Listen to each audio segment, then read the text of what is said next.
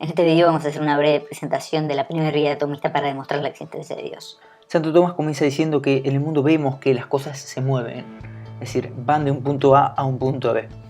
Luego hace la siguiente observación, que todo lo que se mueve es movido siempre por otro. No es que las cosas se mueven por sí mismas desde un punto a otro. Por ejemplo, mi billetera se mueve de acá hasta acá, pero no es que mi billetera se movió por sí misma, sino que mi mano lo movió. A su vez yo puedo pensar que yo me puedo mover gracias al alimento que consumo.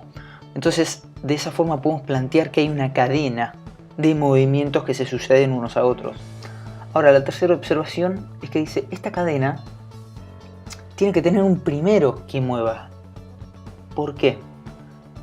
Imaginemos que la cadena está el primero y mueve y todos los demás son movidos en última instancia por ese primero. Pero ningún elemento, ningún eslabón de la cadena se mueve por sí mismo. Ahora, ¿qué pasa si es una cadena y quitamos el primero? No habría movimiento. Pero la cuestión es que vemos que las cosas se mueven. Por lo tanto, tiene que haber un primero sí o sí y no ser una cadena infinita, si no, no se podría explicar el movimiento. ¿Cómo es que vemos que hay movimiento?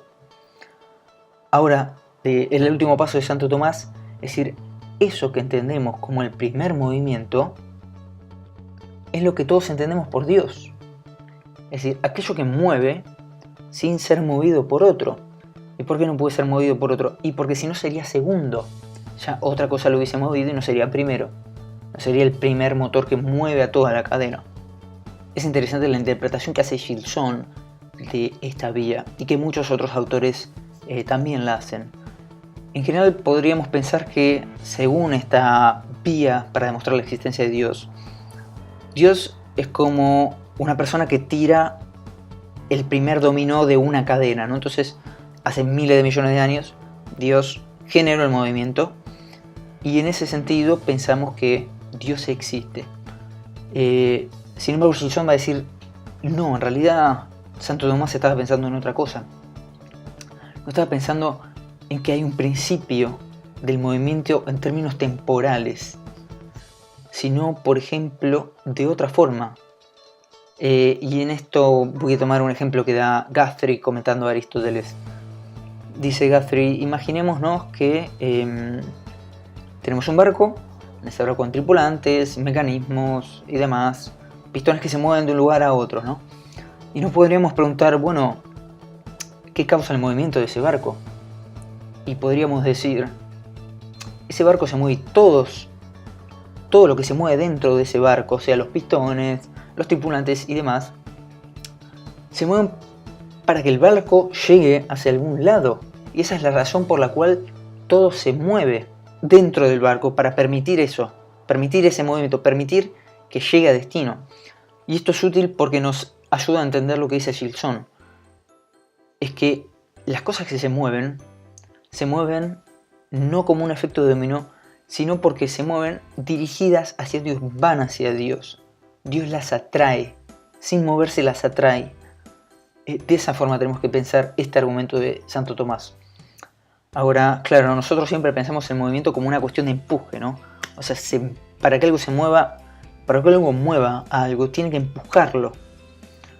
Entonces, ¿cómo puede ser que Dios atraiga al mundo sin él moverse? ¿Cómo es como un tirón? Bueno, acá también es interesante una analogía que hace Aristóteles para entender esta idea de Dios que atrae y genera el movimiento. Pongamos el caso de dos enamorados, ¿no?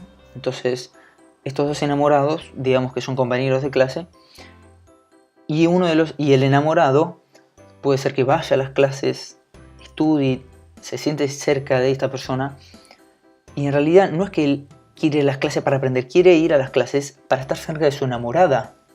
También todas las otras actividades que él hace se pueden remitir a eso, a sentirse atraído por la enamorada. Sin embargo, la enamorada, a veces pasa que ni siquiera sabe que existe el enamorado, pero no hace nada para lograr esa atracción, para que el enamorado vaya hacia ella.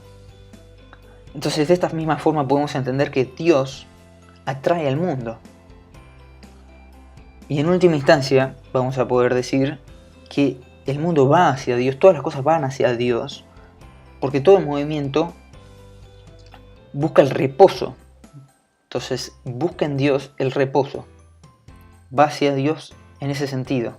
Y bueno, si les gustó el video, comenten alguna observación, lo que quieran. Gracias.